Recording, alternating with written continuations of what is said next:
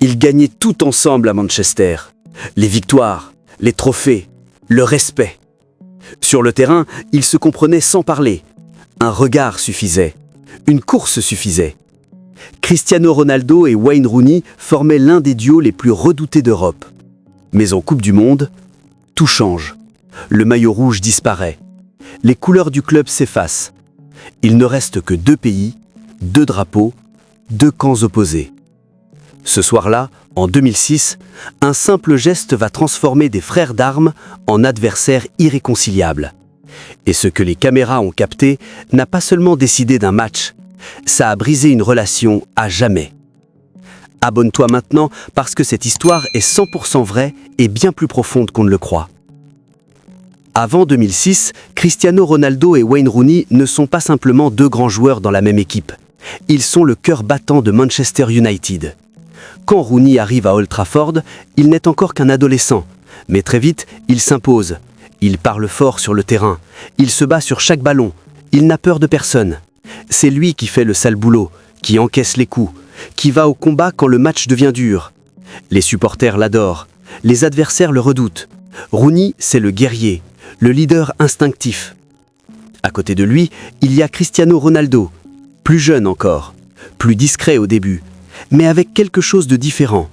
Une façon de toucher le ballon que personne d'autre n'a, des dribbles, de la vitesse, une audace presque insolente. Ronaldo, c'est le feu, le joueur qui ose ce que les autres n'osent pas, celui qui fait lever le stade. Sur le terrain, leurs styles s'opposent et se complètent parfaitement. Rooney ouvre les espaces, Ronaldo les exploite. Rooney se sacrifie, Ronaldo brille. L'un encaisse, l'autre frappe. Ils n'ont pas besoin de se parler. Un regard suffit, une course suffit. Ils savent où l'autre sera. Ils gagnent ensemble, ils marquent ensemble, ils progressent ensemble. Saison après saison, leur relation se renforce. Pas forcément une amitié démonstrative, mais un respect profond, construit dans l'effort et la victoire. Sous les ordres de Sir Alex Ferguson, ils grandissent côte à côte. Manchester United devient leur maison, Old Trafford leur territoire. Ils partagent les mêmes rêves, les mêmes trophées, les mêmes batailles. Mais cette harmonie a une limite, une ligne invisible. Quand arrive la Coupe du Monde 2006, tout change. Le club disparaît, le maillot rouge disparaît. Il ne reste plus que les nations. Le Portugal pour Ronaldo, l'Angleterre pour Rooney. 2 pays, 2 drapeaux, 2 histoires. Et soudain, ce qui faisait leur force devient une opposition. Sur le terrain, ils ne sont plus frères d'armes, ils sont adversaires. Amis contre amis. Et personne n'imagine encore que cette confrontation va tout briser. Nous sommes en quart de finale de la Coupe du Monde 2006. La pression est immense. Le stade est en feu. Chaque duel compte. Chaque geste peut décider d'une nation entière. Le match est fermé, tendu, presque étouffant. Les joueurs s'accrochent, se provoquent, se testent. Personne ne veut craquer. Puis, en une fraction de seconde, tout bascule. Wayne Rooney se retrouve au cœur d'un duel. Le ballon est disputé.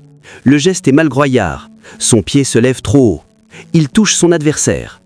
Ce n'est pas une faute anodine. Ce n'est pas non plus un geste prémédité. C'est un excès d'engagement, un réflexe de combattant. L'arbitre siffle. Il hésite. Il regarde autour de lui. Les joueurs protestent. Le stade retient son souffle.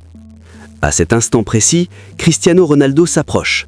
Il ne crie pas, il ne s'énerve pas, il parle calmement à l'arbitre. Il insiste, il répète. Puis vient le geste. Cristiano Ronaldo tourne légèrement la tête. Il jette un regard vers le banc portugais. Un regard furtif, presque imperceptible. Mais pas pour les caméras. Les images zooment. Le monde entier voit ce moment. Ce regard devient instantanément un symbole. Est-ce un appel, un simple réflexe ou un message clair? Personne ne le sait vraiment, mais le doute s'installe. Quelques secondes passent. Elles paraissent interminables.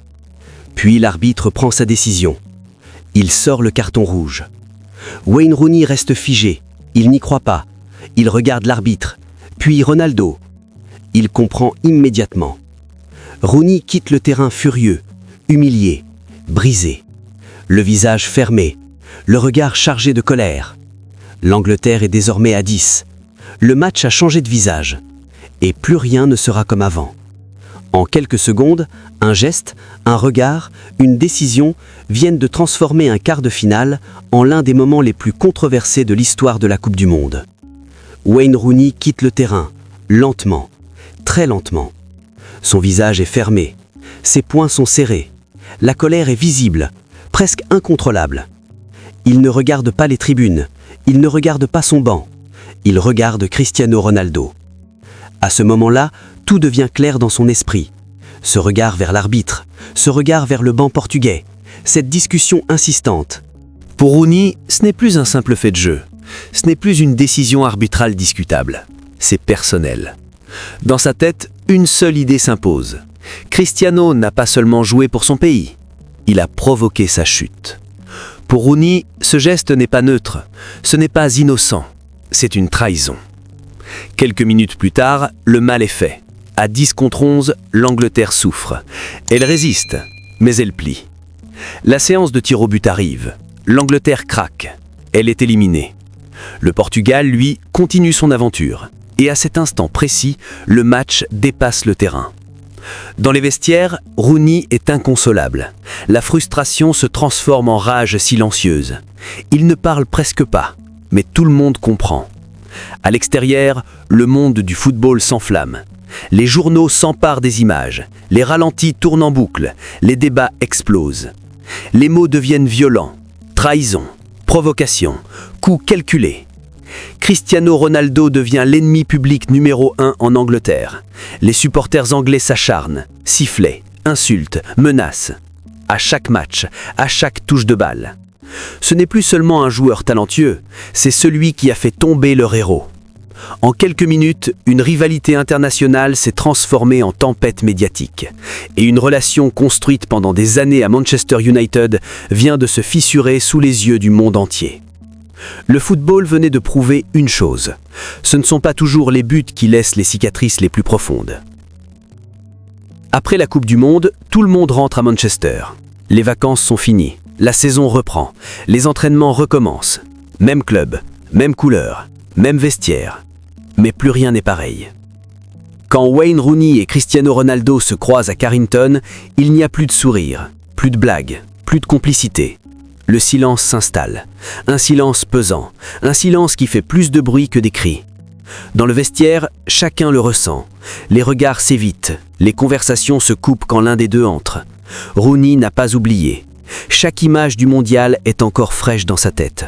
Le carton rouge, le regard, l'humiliation. Pour lui, le temps n'a rien effacé. De l'autre côté, Cristiano Ronaldo reste droit. Il ne se sent pas coupable. Il a défendu son pays. Il n'a pas l'impression d'avoir trahi qui que ce soit. Il ne s'excuse pas vraiment, pas clairement, pas comme Rooney l'aurait attendu. Alors, la tension grandit. À l'entraînement, les duels sont plus durs. Les passes sont moins naturelles. Les gestes sont plus secs. Personne ne parle du sujet, mais tout le monde y pense. Sir Alex Ferguson comprend vite le danger. Il sait qu'un vestiaire peut se briser sans un mot plus haut que l'autre. Il convoque, il discute, il apaise. Il tente de rappeler l'essentiel. Le club avant tout, l'équipe avant les égos, les titres avant les rancunes. Mais l'équilibre est fragile. Chaque mauvais résultat ravive les tensions. Chaque article de presse rallume le feu. Chaque déplacement en Angleterre transforme Ronaldo en cible. Le club tremble, pas sur le terrain, mais à l'intérieur. Ce qui s'est passé en 10 secondes sur une pelouse allemande continue de résonner chaque jour à Manchester. La preuve que dans le football de haut niveau, les blessures les plus profondes ne sont pas toujours physiques. Cette histoire laisse derrière elle une vérité simple mais brutale. Un regard peut détruire une amitié. Pas un tacle, pas une insulte, pas un coup. Un regard. Cristiano Ronaldo, ce soir-là, a fait un choix. Il a choisi son pays. Il a choisi le Portugal. Il a tout donné pour son drapeau, même si cela signifiait mettre en difficulté un homme avec qui il partageait le même vestiaire toute l'année. Pour lui, c'était naturel, presque évident. Le football international ne laisse pas de place aux sentiments. Mais pour Rooney, la blessure est ailleurs. Il n'a jamais accepté la manière, pas le carton rouge, pas la défaite, mais ce moment précis où il a senti que quelque chose s'était brisé. Ils ont continué à jouer ensemble, à gagner, à marquer, à soulever des trophées. Sur le terrain, ils ont retrouvé une efficacité redoutable, mais en dehors, plus jamais la même connexion. Le respect est resté. La confiance, elle, ne s'est jamais complètement reconstruite. Cette histoire nous rappelle que le football ne se résume pas à des buts et à des statistiques. C'est un sport d'émotion, de loyauté, de choix parfois impossibles. Et parfois, les plus grandes blessures ne laissent pas de traces visibles. Elles ne boitent pas, elles ne saignent pas. Elles restent là, silencieuses, gravées. Parce que dans le football, comme dans la vie, ce ne sont pas toujours les actions les plus violentes qui font le plus de dégâts. Parfois, un simple regard suffit. Ce moment du Mondial 2006 a duré que quelques secondes, mais ses conséquences ont traversé les années. Et toi, dis-moi en commentaire, Ronaldo a-t-il trahi Rooney ou simplement défendu son pays ? Si tu aimes les histoires vraies, intenses et méconnues du football, abonne-toi et active la cloche, parce que la prochaine histoire pourrait te surprendre encore plus.